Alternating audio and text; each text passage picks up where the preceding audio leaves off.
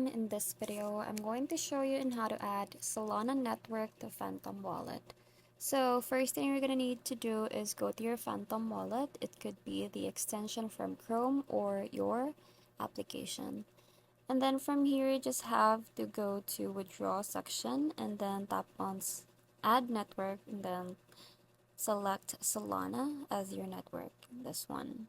Now once you tap on that, you will see this on your screen, and then you just have to tap on receive, this one. Once you tap on that, this code or link will show up, so you just have to tap on copy.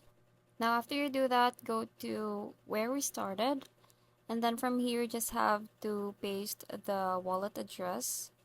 There you go. And then once done, you just have to put the withdrawal amount and then tap on withdraw. It will ask you to confirm the withdrawal, so you just have to tap on confirm. And there you go. That's how you add Solana network to Phantom wallet.